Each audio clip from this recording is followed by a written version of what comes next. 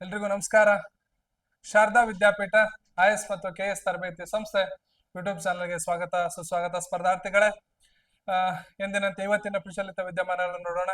ಇವತ್ತಿನ ಪ್ರಚಲಿತ ವಿದ್ಯಮಾನ ನೋಡೋಕ್ಕಿಂತ ಮುಂಚೆ ಒಂದು ವಿಶೇಷ ಸೂಚನೆ ಏನು ಅಂತಂದ್ರೆ, ನಮ್ಮ ಒಂದು ಶಾರದಾ ವಿದ್ಯಾಪೀಠದೊಳಗಡೆ ಇಲ್ಲೇನು ನಾವು ಕೊಟ್ಟಿದ್ದೇವಲ್ಲ, ಇದನ್ನ ಕಡ್ಡಾಯವಾಗಿ ಏನು ಅಂತಾರೆ ನೆರವೇರಿಸುವಂತ ಒಂದು ಸತ ಪ್ರಯತ್ನವನ್ನ ಮಾಡ್ತಾ ಇದ್ದೇವೆ. ಅದೆಷ್ಟೋ ವಿದ್ಯಾರ್ಥಿಗಳ ಕನಸು, ಅದೆಷ್ಟೋ ವಿದ್ಯಾರ್ಥಿಗಳ ಆಸೆ, ಅದೆಷ್ಟೋ ವಿದ್ಯಾರ್ಥಿಗಳನ್ನ ಕನಸನ್ನ ಹೊತ್ಕೊಂಡು ದೂರದ ಊರುಗಳಿಗೆ ಹೆಜ್ಜೆ ಹಾಕ್ತಾ ಇರ್ತಾರೆ. ಏನೋ ಒಂದ್ ಆಗ್ಬೇಕು, ಏನ್ ಆಗ್ಬೇಕು ಅಂತಂದ್ರೆ ಸರ್ಕಾರಿ ನೌಕರಿಯನ್ನ ಹೊತ್ಕೊಂಡು ನಮ್ಮೂರಿಗೆ ಹೋಗಿ ನಮ್ಮ ತಂದೆ ತಾಯಿಗಳಿಗೆ ಅರ್ಪಣೆ ಮಾಡ್ಬೇಕು ಅನ್ನುವಂತ ಅದೆಷ್ಟೋ ಅಚಲವಾದಂತ ನಂಬಿಕೆ ನಮ್ಮ ಒಂದು ಸ್ಪರ್ಧಾರ್ಥಿಗಳದು.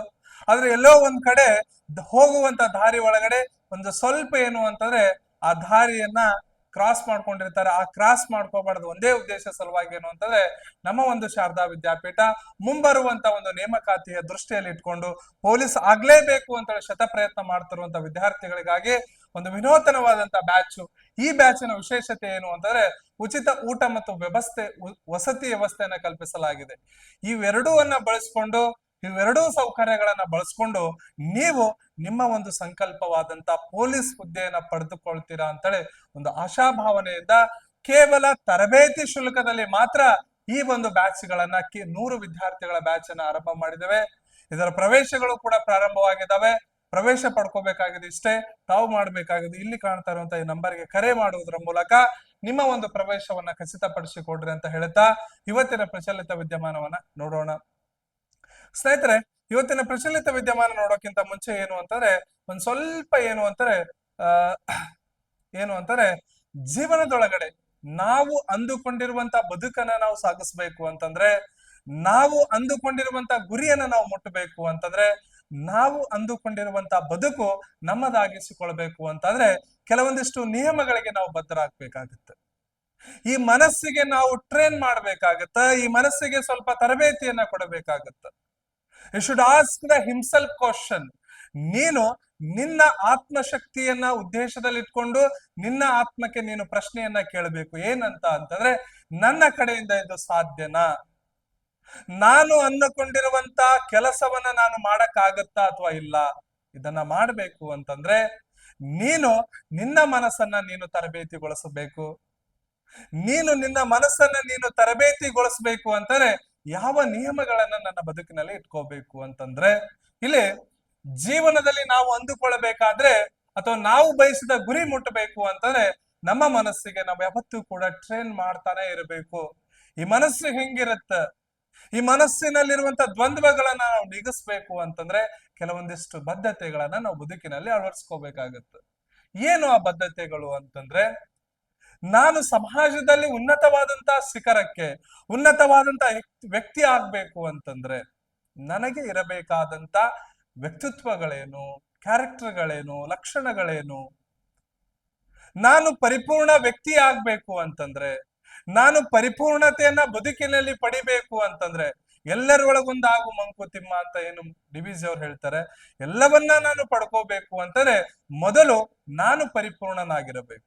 ಅದಕ್ಕಾಗಿ ಏನು ಅಂತಂದ್ರೆ, ಯಾವತ್ತು ನಾವು ಮನಸ್ಸನ್ನ ಶಾಂತವಾಗಿಗೊಳಿಸ್ಬೇಕು ಮತ್ತು ಏಕಾಗ್ರತೆಗೊಳಿಸ್ಬೇಕಾಗತ್ತೆ. ಯಾವತ್ತೂ ಕೂಡ ಈ ಮನಸ್ಸು ಹಿಂಗಿದೆ ಅಂತಂದ್ರೆ ಒಂಥರ ಕೋತಿ ಇದ್ದಾಗೆ. ಇದು ಒಂದು ಜಾಗದಲ್ಲಿ ನಿಂತ್ಕೊಳ್ಳುವಂತ ಗುಣ ಅದಕ್ಕಿರೋದಿಲ್ಲ. ಹಾರ್ತಾನೆ ಇರುತ್ತದೆ, ಗಿಡದಿಂದ ಗಿಡಕ್ಕೆ, ಗಿಡದಿಂದ ಗಿಡಕ್ಕೆ ಹಾರ್ತಾನೆ ಇರ್ತೈತಿ. ಹಾರುವ ಕೋತಿಯನ್ನ ಒಂದು ಕ್ಷಣ ನಾವು ನಿಲ್ಲಿಸ್ಬೇಕು ಅಂತಂದ್ರೆ ನಾವ್ ಯಾವತ್ತೂ ಕೂಡ ಏಕಾಗ್ರತೆಯನ್ನ, ಶಾಂತತೆಯನ್ನ ಕಲ್ಪಿಸ್ಕೋಬೇಕಾಗತ್ತ. ಯಾವತ್ತು ಏಕಾಗ್ರತೆಯನ್ನ, ಶಾಂತತೆಯನ್ನ ಮನಸ್ಸಿನೊಳಗೆ ತುಂಬಿಕೊಳ್ತೇವೋ ಅವತ್ತು ಸ್ಪಷ್ಟತೆ ಅನ್ನೋದು ನಮ್ಮ ಮನಸ್ಸಿನಲ್ಲಿ ಬರ್ತೈತಿ. ಯಾಕಂತಂದ್ರೆ ಈ ಮನಸ್ಸು ಭವಿಷ್ಯ, ವರ್ತಮಾನ, ಭೂತ ಎಲ್ಲವನ್ನ ನೆನಪಿಸ್ಕೊಳ್ತಾ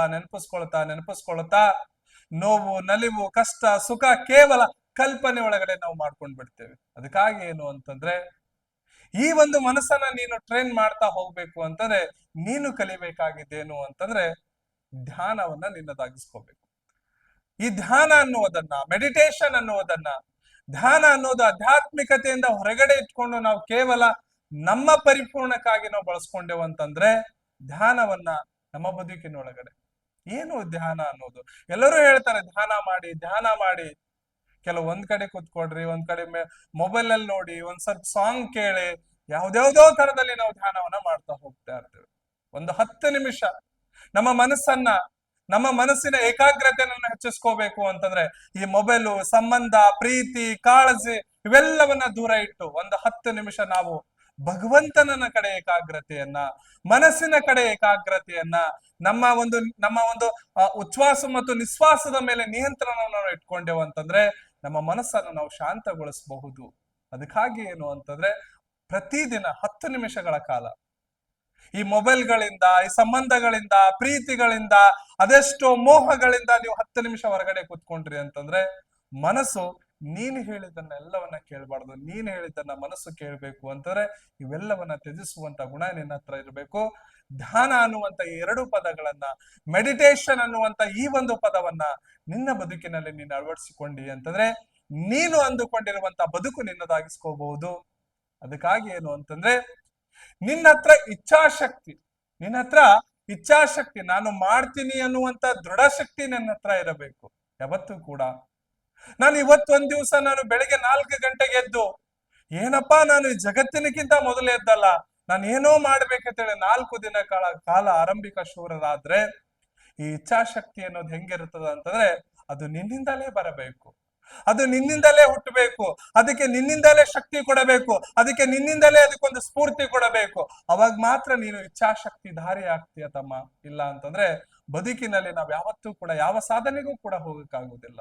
ಅದಕ್ಕಾಗಿ ಏನು ಅಂತಂದ್ರೆ ಇಚ್ಛಾಶಕ್ತಿಯ ಗುಣ ನಿನ್ನ ಹತ್ರ ಇತ್ತು ಅಂತಂದ್ರೆ ನಾನು ಮಾಡ್ತೀನಿ, ನಾನು KS ಆಗ್ಬೇಕು ಅಂತೇಳಿ ನಾನು ಪಣ ತಟ್ಟಿದ್ದೀನಿ, ನಾನು ಪೊಲೀಸ್ ಸಬ್ ಇನ್ಸ್ಪೆಕ್ಟರ್ ಆಗ್ಬೇಕು ಅಂತೇಳಿ ಹೊತ್ಕೊಂಡು ಈ ಬಿಜಾಪುರಕ್ಕೆ ಬಂದಿದ್ದೀನಿ. ಅದಕ್ಕಾಗಿ ಅಂತ ದೃಢ ಇಚ್ಛಾಶಕ್ತಿ, ಇಚ್ಛೆಯ ಶಕ್ತಿ, ಇಚ್ಛೆ ನಿನ್ನೊಳಗೆ ಇರಬೇಕು, ಶಕ್ತಿನೂ ನಿನ್ನೊಳಗಡೆ ಇರಬೇಕು.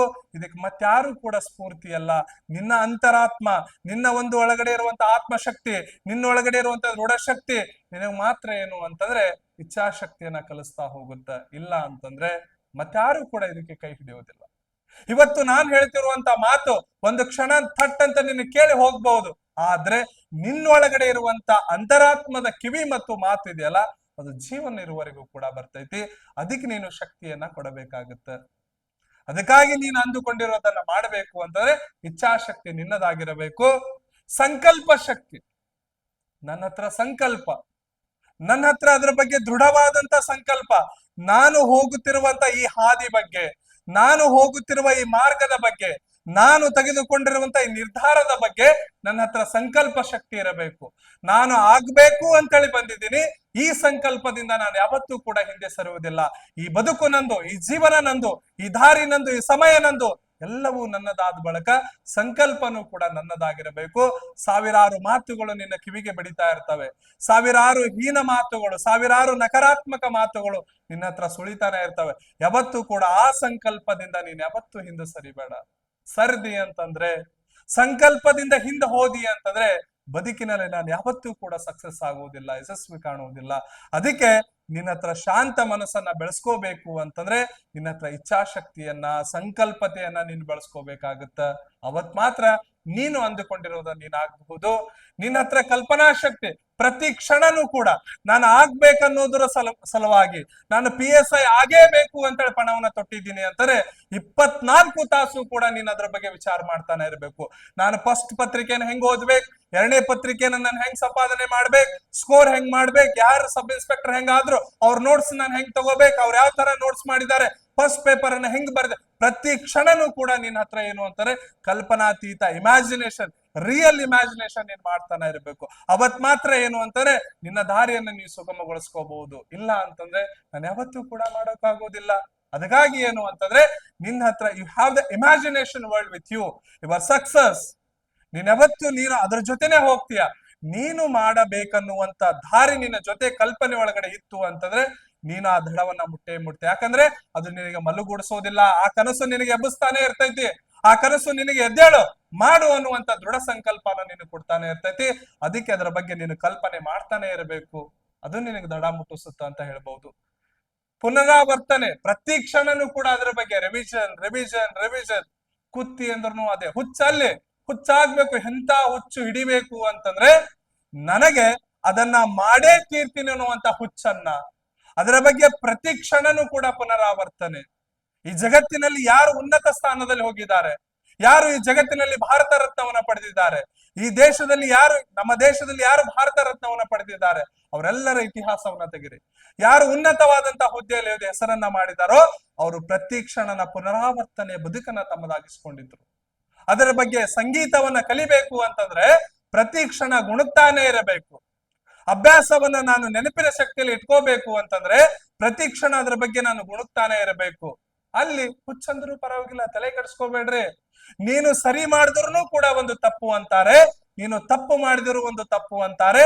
ಎಲ್ಲವನ್ನ ಸಹಿಸ್ಕೊಳ್ಳುವಂತ ಶಕ್ತಿ ನಿನ್ನಲ್ಲಿ ಇತ್ತು ಅಂತಂದ್ರೆ ನೀನು ಎತ್ತರಕ್ಕೆ ಹೋಗ್ತೀಯಾ. ಅದಕ್ಕೆ ರಿವಿಷನ್ ರಿವಿಷನ್ ರಿವಿಷನ್. ನಿನ್ನ ಲೈಫಿನಲ್ಲಿ ಪ್ರತಿ ಕ್ಷಣನೂ ಕೂಡ ಪುನರಾವರ್ತನೆ ಮಾಡ್ತಾ ಹೋಗು, ಎಲ್ಲವೂ ಕೂಡ ನಿನ್ನದಾಗುತ್ತೆ. ಇನ್ನು ಕೊನೆಯದಾಗಿ ಏನು ಅಂತಂದ್ರೆ ಆತ್ಮವಿಶ್ವಾಸದ ಶಕ್ತಿ. ಇದು ಎಲ್ಲದಕ್ಕೂ ಏನು ಅಂತಂದ್ರೆ ಇದೊಂದು ಬೇಸಿಕ್. ಇವೆಲ್ಲ ಮೇಲಿನ ಶಕ್ತಿಗಳಿಗೆ ಇದು ಅದ್ಭುತ ಶಕ್ತಿ. ಇದು ಎಲ್ಲದಕ್ಕೂ ಕೂಡ ಎತ್ಕೊಂಡು ನಿಂತ್ಕೊಳ್ಳುತ್ತೆ. ಇವೆಲ್ಲವನ್ನ ಇದರ ಮೇಲೆ ನಿಂದ್ರಿಸ್ಬೇಕಾಗತ್ತ. ಆತ್ಮವಿಶ್ವಾಸದ ಶಕ್ತಿ. ಈ ಕ್ಷಣ ಆತ್ಮವಿಶ್ವಾಸ ಅನ್ನೋದು ಮನುಷ್ಯನಿಗೆ ಬಹಳ ಬಹಳ ಅಮೂಲ್ಯವಾದಂಥದ್ದು. ಯಾವತ್ತೂ ಕೂಡ ಧೈರ್ಯವನ್ನೇ ಚೆಲ್ಲಿ ನನ್ನ ಕಡೆ ಆಗೋದಿಲ್ಲ, ನನ್ನ ಕಡೆ ಆಗ್ತಾ ಇಲ್ಲ, ನನ್ನ ಹತ್ರ ನಕಾರಾತ್ಮಕ ವಿಚಾರಗಳು ಬರ್ತಾ ಇದಾವೆ, ಇದು ಮನಸ್ಸು. ಸಹಿಸ್ಕೊಳ್ಳುವಂತ ಶಕ್ತಿ ನಿನ್ನ ಹತ್ರ ಇರಬೇಕು. ಆತ್ಮವಿಶ್ವಾಸ ಶಕ್ತಿ ನಿನ್ನಲ್ಲಿ ಬರಬೇಕು ಅಂತಂದ್ರೆ ಸಹಿಸ್ಕೊಳ್ಳುವಂಥದ್ದು, ಜವಾಬ್ದಾರಿ ಹೊತ್ಕೊಳ್ಳುವಂಥದ್ದು, ಮುನ್ನುಗ್ಗುವಂಥದ್ದು, ಕ್ಯಾಲ್ಕುಲೇಟೆಡ್ ರಿಸ್ಕ್ ತಗೊಳ್ಳುವಂಥದ್ದು ನಿನ್ನ ಹತ್ರ ಇತ್ತು ಅಂತಂದ್ರೆ ನಿನ್ನ ಹತ್ರ ಆತ್ಮವಿಶ್ವಾಸ ಬರ್ತೈತಿ. ಆತ್ಮವಿಶ್ವಾಸ it's not by in market. ಇದನ್ನ ಮಾರ್ಕೆಟ್ ಅಲ್ಲಿ ಖರೀದಿ ಮಾಡುವಂತದ್ದಲ್ಲ. ಯಾವುದೋ ಒಂದು ಕ್ಷಣ ಯಾರೋ ಒಂದು ಮೋಟಿವೇಶನ್ ಹೇಳ್ತಾ ಇದ್ದಾರೆ ಅಂತಂದ್ರೆ ಆ ಕ್ಷಣಕ್ಕೆ ನಿನ್ನ ಆತ್ಮವಿಶ್ವಾಸ ಪುಟದೇ ಹೇಳಬಹುದು. ಆದ್ರೆ ಅದು ಆ ಕ್ಷಣ 10 ನಿಮಿಷ ನಿನ್ನ ಹತ್ರ ಇರ್ತೈತಿ, ಮತ್ತೆ ಅದು ಮರಳಿ ಹೋಗ್ಬಿಡ್ತೈತಿ. ಪ್ರತಿ ಕ್ಷಣನು ನಿನ್ನ ಹತ್ರ ಆತ್ಮವಿಶ್ವಾಸ ಅನ್ನೋದಿರಬೇಕು, ಭೀಷ್ಮ ಪ್ರತಿಜ್ಞೆ ಅನ್ನೋದಿರಬೇಕು. ಆತ್ಮವಿಶ್ವಾಸ ಹಿಂಗಿರಬೇಕು ಅಂತಂದ್ರೆ ನಿನ್ನ ಹತ್ರ ಬಂಡೆಯನ್ನ ಒಡೆಯುವಂತ ತಾಕತ್ತು, ಹಿಮಾಲಯ ಹತ್ತುವಂತ ತಾಕತ್ತು, ಅದರ ಹೊರಗಡೆ ಅದರ ಆಚೆ ಏನಿದೆ ಅನ್ನುವಂತ ಆತ್ಮವಿಶ್ವಾಸ ನಿನ್ನ ಹತ್ರ ಇರಬೇಕು. ಸೋಲು ಬಂದದ ಅಂತ ಬಳಕೆ ಮತ್ತೆ ಎದ್ದೇಳ್ತಿಯಲ್ಲ, ಅದು ಆತ್ಮವಿಶ್ವಾಸ. ಅವಮಾನ ಆದ ನಂತರನೂ ಕೂಡ ನಿನ್ನ ಹತ್ರ ಆ ಶಕ್ತಿ ಬಂದಿದೆಯಲ್ಲ, ಅದು ಆತ್ಮವಿಶ್ವಾಸ. ನೀನು ಸೋತು ನಂತರ ಎಲ್ಲವನ್ನ ಕಳ್ಕೊಂಡ ನಂತರ ಕೂಡ 0 ಇಂದ ಹೀರೋ ಆಗೋದಿದೆಯಲ್ಲ, ಅದು ಆತ್ಮವಿಶ್ವಾಸ. ಅದಕ್ಕೇನು ಅಂತಂದ್ರೆ ಈ 6 ಗುಣಗಳನ್ನ ನಿನ್ನ ಬದುಕಿನಲ್ಲಿ ನೀನು ಅಳವಡಿಸಿಕೊಂಡಿ ಅಂತಂದ್ರೆ ನೀನು ಅಂದುಕೊಂಡಿದ್ದನ್ನ, ನೀನು ಸಾಧಿಸ್ಬೇಕಂದಿದ್ದನ್ನ, ನೀನು ಮುಟ್ಟಬೇಕಾಗಿದ್ದನ್ನ ಎಲ್ಲವನ್ನ ನೀನು ಮುಟ್ತೀಯ ಅಂತ ಹೇಳ್ತಾ, ಇದು ನಿಮ್ಮ ಬದುಕಿನ ಒಂದು ಏನು ಅಂತಂದ್ರೆ ದಾರಿ ಆಗ್ಲಿ ಅಂತ ಹೇಳ್ತಾ ಇವತ್ತಿನ ಪ್ರಚಲಿತ ವಿದ್ಯಮಾನಗಳನ್ನ ನೋಡೋಣ. ಇಲ್ಲಿ ವಿಷಯಕ್ಕೆ ಬರೋಣ. ವಿಷಯಕ್ಕೆ ಬಂದ ನಂತರ ಇವತ್ತಿನ ಪ್ರಚಲಿತ ವಿದ್ಯಮಾನಕ್ಕೆ ಹೋಗೋಣ. ಇಲ್ಲಿ ಮೊದಲ ಪ್ರಶ್ನೆ ಏನು ಅಂತಂದ್ರೆ ಕ್ರಿಕೆಟ್ಗೆ ಸಂಬಂಧಪಟ್ಟಂತ ಮೊದಲ ಪ್ರಶ್ನೆ, ಮುಂಬರುವ ಐಸಿಸಿ ಮಹಿಳಾ ಏಕದಿನ ವಿಶ್ವಕಪ್ ಕ್ರಿಕೆಟ್ ಟ್ರೋನಿಯ ಬಹುಮಾನ ಮೊತ್ತದ ಹಣವನ್ನು 11.65 ಕೋಟಿಯಿಂದ, ನೋಡಿ ಜಗತ್ತಿನ ಅತ್ಯಂತ ಶ್ರೀಮಂತ ಕ್ರಿಕೆಟ್ ಮಂಡಳಿ ಯಾವ್ದಾದ್ರು ಇದ್ರೆ ಅದು ಭಾರತೀಯ ಕ್ರಿಕೆಟ್ ಮಂಡಳಿ ಅಂತ ಹೇಳ್ಬಹುದು. ಇಲ್ಲಿ 11.65 ಕೋಟಿಯಿಂದ ಎಷ್ಟು ಕೋಟಿಗೆ ಏರಿಕೆ ಮಾಡಲಾಗಿದೆ ಐಸಿಸಿ ಮಹಿಳಾ ಏಕದಿನ ವಿಶ್ವಕಪ್ಪದ ಒಂದು ಮೊತ್ತವನ್ನ, ಅಮೌಂಟ್ ಅನ್ನ ಎಷ್ಟಿಗೆ ಹೆಚ್ಚಳ ಮಾಡಲಾಗಿದೆ ನೋಡೋಣ. 11.65 ಕೋಟಿಯಿಂದ ಆಪ್ಷನ್ ಎ 25.45 ಕೋಟಿವರೆಗೆ, 28.72 ಕೋಟಿವರೆಗೆ, 39.55 ಕೋಟಿವರೆಗೆ, 41.65 ಕೋಟಿವರೆಗೆ ಅಂತ ಕೊಟ್ಟಿದ್ದಾರೆ. ಇದಕ್ಕೆ ಸರಿಯಾದ ಉತ್ತರ 39.55 ಕೋಟಿವರೆಗೆ. ಏನು ಅಂತಂದ್ರೆ ಈ ಒಂದು ಇಂಟರ್ನ್ಯಾಷನಲ್ ಕ್ರಿಕೆಟ್ ಏನು ಐಸಿಸಿ ಮಹಿಳಾ ವಿಶ್ವಕಪ್ಪದ ಮೊತ್ತವನ್ನ ಹೆಚ್ಚಳ ಮಾಡಲಾಗಿದೆ ಅಂತ ಹೇಳಬಹುದು. ಹಾಗಾದ್ರೆ ಮುಂದಿನ ಪ್ರಶ್ನೆ ಹೋಗೋಣ. ಮುಂದಿನ ಪ್ರಶ್ನೆ ಏನು ಅಂತಂದ್ರೆ 2025ರ ರಾಮನ್ ಮ್ಯಾಗ್ನೆಸಸ್ ಪ್ರಶಸ್ತಿ, ಈ ಒಂದು ಪ್ರಶಸ್ತಿಯನ್ನು ಪಡೆದಂತ ಎಜುಕೇಟ್ ಗರ್ಲ್ಸ್ ಸಂಸ್ಥೆ ಸ್ಥಾಪನೆಯಾದ ವರ್ಷ ಯಾವುದು ಅಂತ ಕೇಳಿದ್ದಾರೆ. ಇಲ್ಲಿ ಇತ್ತೀಚೆಗೆ ಒಂದು ಸರ್ಕಾರೇತರ ಸಂಸ್ಥೆಗೆ ಸಿಕ್ಕಂತ ಮೊದಲ ಸಂಸ್ಥೆ ಯಾವುದಿದು? ಎಜುಕೇಟ್ ಗರ್ಲ್ಸ್ ಸಂಸ್ಥೆ. ರಾಮನ್ ಮ್ಯಾಗ್ನೆಸಸ್ ಪ್ರಶಸ್ತಿ ಬಂದೈತೆ. ಇದು ಏಷ್ಯನ್ ನೋಬಲ್ ಅಂತಾನು ಕೂಡ ಕರೀತಾರೆ. ಇಲ್ಲಿ ಈ ಒಂದು ಸಂಸ್ಥೆ ಏನು ಈ ರಾಮನ್ ಮ್ಯಾಗ್ನೆಸಸ್ ಪ್ರಶಸ್ತಿ ಏನು ಪಡೆದಿದೆಯಲ್ಲ, ಈ ಒಂದು ಸಂಸ್ಥೆ ಸ್ಥಾಪನೆಯಾದ ವರ್ಷ ಯಾವುದು ಅಂತ ಕೇಳಿದ್ದಾರೆ. ಇಲ್ಲಿ 2005, 2006, 2007, 2010 ಅಂತ ಕೊಟ್ಟಿದ್ದಾರೆ. ಇದಕ್ಕೆ ಸರಿಯಾದ ಉತ್ತರ 2007ರಲ್ಲಿ ಈ ಎಜುಕೇಟ್ ಗರ್ಲ್ ಅನ್ನುವಂತ ಒಂದು ಸಂಸ್ಥೆ ಸ್ಥಾಪನೆ ಆಗಿತ್ತು ಅಂತ ಹೇಳಬಹುದು. 2007ರಲ್ಲಿ ಈ ಸಂಸ್ಥೆ ಸ್ಥಾಪನೆ ಆಯ್ತು ಅಂತ ಹೇಳಬಹುದು. ಹಾಗಾದ್ರೆ ಈ ಒಂದು ಸಂಸ್ಥೆಯ ಸಂಸ್ಥಾಪಕರು ಯಾರು ಅನ್ನೋ ಪ್ರಶ್ನೆ. ಈ ಒಂದು ಸಂಸ್ಥೆಯ ಸಂಸ್ಥಾಪಕರು ಯಾರು, ಇದನ್ನ ಸ್ಥಾಪನೆ ಮಾಡಿದವರು ಯಾರು, ಅವರ ಹಿನ್ನೆಲೆ ಏನು, ಇದೆಲ್ಲವನ್ನ ನಾನು ನಿನ್ನಿನ ಕ್ಲಾಸ್ ನಲ್ಲಿ ನಿಮ್ ಜೊತೆ ಡಿಸ್ಕಷನ್ ಮಾಡಿದ್ದೀನಿ. ಹಂಗಂದ್ರೆ ಮುಂದಿನ ಪ್ರಶ್ನೆ ಹೋಗೋಣ. ಮುಂದಿನ ಪ್ರಶ್ನೆ ಏನು ಅಂತಂದ್ರೆ 2025ರ ಶಾಂಘೈ ಸಹಕಾರ ಸಂಘಟನೆ, 2025ರ Shanghai SCO Shanghai cooperation organisation, ಈ ಒಂದು ಸಹಕಾರ ಸಂಘಟನೆ ಶಾಂಘೈ ಸಹಕಾರ ಸಂಘಟನೆಯ ಶೃಂಗಸಭೆ ಆತಿಥ್ಯವನ್ನು ವಹಿಸಿಕೊಂಡ ದೇಶ ಯಾವುದು ಅಂತ ಕೇಳಿದಾನೆ. ಯಾವ ದೇಶ ಅಂತ ನೋಡೋಣ.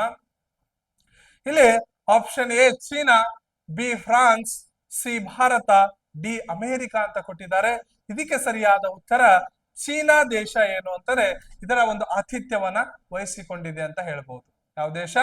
ಚೀನಾ ದೇಶ. ಹಂಗಾದ್ರೆ ಮುಂದಿನ ಪ್ರಶ್ನೆ ಹೋಗೋಣ.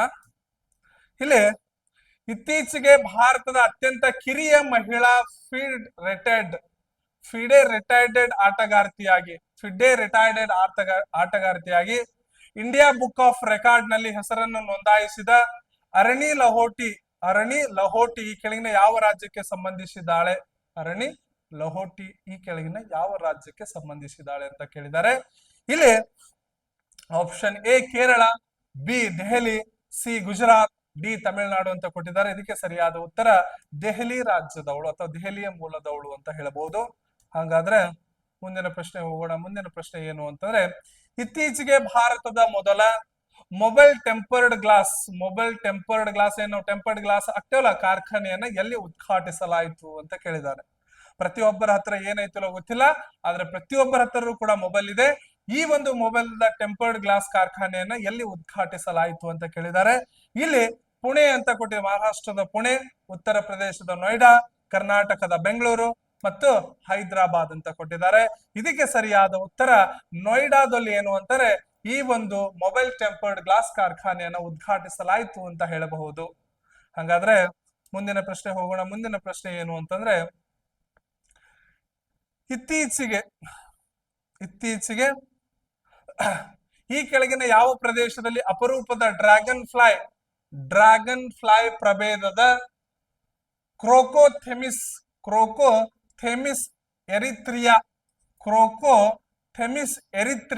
ಕಂಡು ಬಂದಿದೆ ಅಂತ ಕೇಳಿದಾನೆ. ಇದು ಡ್ರ್ಯಾಗನ್ ಫ್ಲೈ ಪ್ರಭೇದದ ಯಾವುದು ಕ್ರೋಕೋಥೆಮಿಸ್ ಎರಿತ್ರಿಯಾ ಕಂಡು ಬಂದಿದೆ ಅಂತ ಕೇಳಿದಾನೆ. ಸುಂದರ್ ಬನ್ಸ್ ಕಾಡಿನಲ್ಲಿ ಕಂಡು ಬಂದೈತು, ಅಥವಾ ಪಶ್ಚಿಮ ಘಟ್ಟದಲ್ಲಿ ಕಂಡು ಬಂದಿತ್ತು, ಅಥವಾ ಅರಾವಳಿ ಬೆಟ್ಟದಲ್ಲಿ ಕಂಡು ಬಂದದ್ದು, ಅಥವಾ ಪೂರ್ವ ಹಿಮಾಲಯದಲ್ಲಿ ಕಂಡು ಬಂದ ಅಂತ ಕೇಳಿದಾನೆ.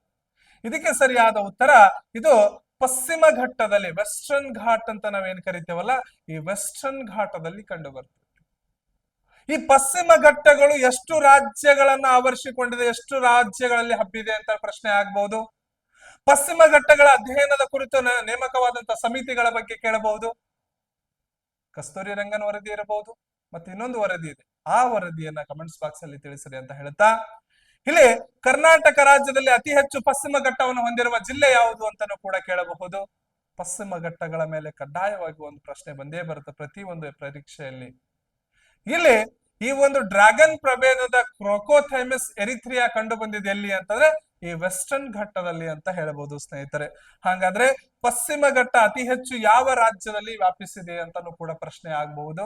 ಹಾಗಾದ್ರೆ ಕಮೆಂಟ್ಸ್ ಬಾಕ್ಸ್ ಅಲ್ಲಿ ತಿಳಿಸಿರಿ ಅಂತ ಹೇಳ್ತಾ ಇಲ್ಲಿ ಮುಂದಿನ ಪ್ರಶ್ನೆ ಹೋಗೋಣ. ಮುಂದಿನ ಪ್ರಶ್ನೆ ಏನು ಅಂತಂದ್ರೆ ಇತ್ತೀಚೆಗೆ ಈ ಕೆಳಗಿನ ಯಾವ ರಾಜ್ಯದಲ್ಲಿ ಭಾರತದ ಮೊದಲ ಬಹುಲೇನ್ ಮುಕ್ತ ಹರಿವು ಟೋಲಿಂಗ್ ವ್ಯವಸ್ಥೆಯನ್ನ ಬಹುಲೇನ್ ಮುಕ್ತ ಹರಿವು ಟೋಲಿಂಗ್ ವ್ಯವಸ್ಥೆಯನ್ನು ಪ್ರಾರಂಭಿಸಲಾಯಿತು ಅಂತ ಕೇಳಿದಾನೆ. Option A Gujarat, B Haryana, C Maharashtra, D Tamil Nadu ಅಂತ ಕೊಟ್ಟಿದ್ದಾರೆ. ಇದಕ್ಕೆ ಸರಿಯಾದ ಉತ್ತರ ಯಾವುದು ಅಂತಂದ್ರೆ ಗುಜರಾತ್ ರಾಜ್ಯದಲ್ಲಿ ಮೊದಲ ಭಾರತದ ರಾಜ್ಯ ಇದು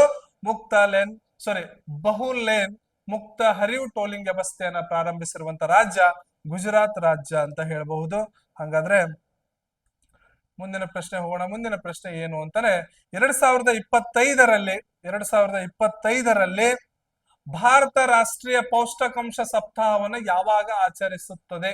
2025ರಲ್ಲಿ ಈ ರಾಷ್ಟ್ರೀಯ ಪೌಷ್ಟಿಕಾಂಶ ಸಪ್ತಾಹವನ್ನ ಯಾವಾಗ ಆಚರಿಸಲಾಗುತ್ತದೆ ಅಂತ ಕೇಳಿದ್ದಾರೆ.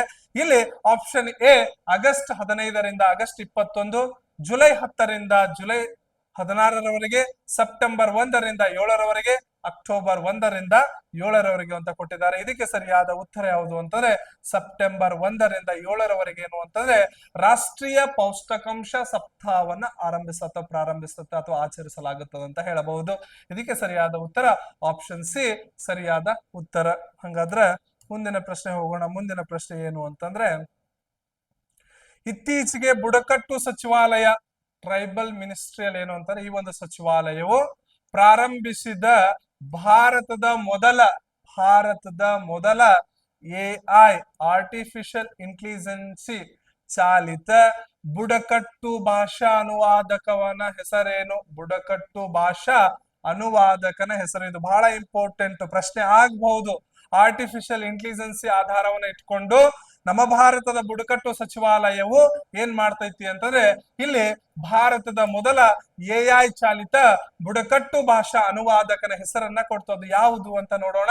ಇಲ್ಲಿ option A Vani Shakti, option B Adivani, option C Bhasha Setu, option D ಜಟಾಯ ಭಾಷಾ ಮಿತ್ರ ಅಂತ ಕೊಟ್ಟಿದ್ದಾರೆ. ಇದಕ್ಕೆ ಸರಿಯಾದ ಉತ್ತರ ಆದಿವಾಣಿ. ಯಾವ ವಾಣಿ? ಆದಿವಾಣಿ ಸರಿಯಾದ ಉತ್ತರ ಅಂತ ಹೇಳಬಹುದು. ಹಾಗಾದ್ರೆ ಮುಂದಿನ ಪ್ರಶ್ನೆಗೆ ಹೋಗೋಣ. ಮುಂದಿನ ಪ್ರಶ್ನೆ ಏನು ಅಂತಂದ್ರೆ, ಇಲ್ಲಿ ಇತ್ತೀಚೆಗೆ ಈ ಕೆಳಗಿನ ಯಾವ ದೇಶವು 2025ರ ಜಾಗತಿಕ ಶಾಂತಿ ಸೂಚ್ಯಂಕದಲ್ಲಿ ಏಷ್ಯಾದ ಅತ್ಯಂತ ಸುರಕ್ಷಿತ ದೇಶ ಎಂಬ ಗೌರವಕ್ಕೆ ಪಾತ್ರವಾಗಿದೆ ಅಂತ ಕೇಳಿದ್ದಾರೆ. ಜಾಗತಿಕ ಶಾಂತಿ ಸೂಚ್ಯಂಕದಲ್ಲಿ ಏಷ್ಯಾದ ಅತ್ಯಂತ ಸುರಕ್ಷಿತ ದೇಶ ಎಂಬ ಹೆಗ್ಗಳಿಕೆಗೆ ಅಥವಾ ಗೌರವಕ್ಕೆ ಪಾತ್ರವಾದಂತ ದೇಶ ಯಾವುದು? ಶಾಂತಿಯಲ್ಲಿ ನಾವೆಲ್ಲರೂ ಬಯಸೋದೇನು ಅಂತಂದ್ರೆ ಶಾಂತಿಯನ್ನ. ಅಂತಾರಾಷ್ಟ್ರೀಯ ಸಂಸ್ಥೆ ಅದೆಷ್ಟೋ ಸಂಸ್ಥೆಗಳಿದಾವೆ, ವಿಶ್ವಸಂಸ್ಥೆ, ಈ ಜಗತ್ತಿನ ನಡುವೆ ದೇಶಗಳ ನಡುವೆ ಶಾಂತಿಯನ್ನ, ಯುದ್ಧವನ್ನ ದೂರ ಮಾಡಿ ಶಾಂತಿಯ ಮಂತ್ರವನ್ನ ಬಯಸುವಂತ ಅದೆಷ್ಟೋ ಅಂತಾರಾಷ್ಟ್ರೀಯ ಸಂಸ್ಥೆಗಳಿದಾವೆ. ಆದ್ರೆ ಯಾವ್ದ್ಯಾವ್ದೋ ರಾಷ್ಟ್ರಗಳು ತಮ್ಮ ಬೇಳೆಯನ್ನ ಬಯಸ್ಕೊಳ್ಳೋ ಸಲುವಾಗಿ ರಾಷ್ಟ್ರಗಳ ನಡುವೆ ಏನು ಅಂತಂದ್ರೆ ದ್ವೇಷ, ಅಸೂಯೆ, ಯುದ್ಧಗಳ ಒಂದು ಸನ್ನಿವೇಶವನ್ನ ತಂದಿಡ್ತಾ ಇದೆ. ಆದ್ರೆ ಒಂದು ಏನು ಅಂತಂದ್ರೆ ಹೆಮ್ಮೆಯ ಸಂಗತಿಯನ್ನು ನೋಡೋಣ. ಇಲ್ಲಿ ಏಷ್ಯಾದಲ್ಲಿ ಅತ್ಯಂತ ಸುರಕ್ಷಿತ ದೇಶ ಒಂದು ಹೆಗ್ಗಳಿಕೆ ಪಾತ್ರವಾದಂತ ದೇಶ ಯಾವುದು ಅಂತ ನೋಡೋಣ. Option A Bharat, option B Nepal, C America, D Singapore ಅಂತ ಕೊಟ್ಟಿದ್ದಾರೆ. ಇದಕ್ಕೆ ಸರಿಯಾದ ಉತ್ತರ ಯಾವುದು ಅಂತಂದ್ರೆ ಸಿಂಗಾಪುರು ಸರಿಯಾದ ಉತ್ತರ. ಯಾವ ಪೂರ? ಸಿಂಗಾಪುರ್. ನಮ್ಮ ಬೆಂಗಳೂರನ್ನ ಸಿಂಗಾಪುರ್ ಮಾಡೋಣ ಅಂತೇಳಿ ಎಷ್ಟೋ ಜನ ಬಂದು ಹೇಳಿದ್ರು, ಎಷ್ಟೋ ಜನ ಹೇಳಿದ್ದಾರೆ. ಆದ್ರೆ ಇವತ್ತಿನ ದಿನದೊಳಗಡೆ ಈ ಮೊಬೈಲ್ ಜಗತ್ತಿನ ಒಂದು ಭರಾಟೆ ಒಳಗಡೆ, ದುಡ್ಡನ್ನ ಮಾಡುವಂತ ಒಂದು ಭರಾಟೆ ಒಳಗಡೆ ನಾವೇನು ಅಂತ ಎಲ್ಲೋ ಒಂದ್ ಕಡೆ ಮನಸ್ಸಿನ ಶಾಂತಿಯನ್ನ ನಾವು ಕದ್ದಿರ್ತಾ ಇದ್ದಾವೆ. ಅದಕ್ಕಾಗಿ ಏನು ಅಂತಾರೆ, ಮೊದಲು ನಾವು ಶಾಂತಿಯಿಂದ ಇದ್ದೇವೆ ಅಂತಾರೆ ಜಗತ್ತು ತಾನಾಗಿ ಶಾಂತಿಯಲ್ಲಿ ಹೋಗುತ್ತೆ, ದೇಶ ತಾನಾಗಿ ಶಾಂತಿ ಆಗುತ್ತೆ ಅಂತ ಹೇಳುತ್ತಾ ಇದಕ್ಕೆ ಸರಿಯಾದ ಉತ್ತರ ಆಪ್ಷನ್ ಡಿ ಅಂತ ಹೇಳಿ ಇವಿಷ್ಟು ಇವತ್ತಿನ ಪ್ರಚಲಿತ ವಿದ್ಯಮಾನಗಳು. ಮತ್ತೆ ನಾಳೆ ಕ್ಲಾಸ್ ನಲ್ಲಿ ಏನು ಅಂತ ನಿಮ್ ಮುಂದೆ ಪ್ರಚಲಿತ ವಿದ್ಯಮಾನ ತಗೊಂಡ್ ಬರ್ತೀವಿ. ಅಲ್ಲಿವರೆಗೆ ಏನು ಅಂತಾರೆ ಇವತ್ತಿನ ಪ್ರಚಲಿತ ವಿದ್ಯಮಾನಗಳನ್ನು ಹೇಳ್ರಿ ಅಂತ ಹೇಳಿ ನಾಳೆ ಕ್ಲಾಸ್ ನಲ್ಲಿ ಭೇಟಿ ಆಗ್ತೇನೆ. ನಮಸ್ಕಾರಗಳು.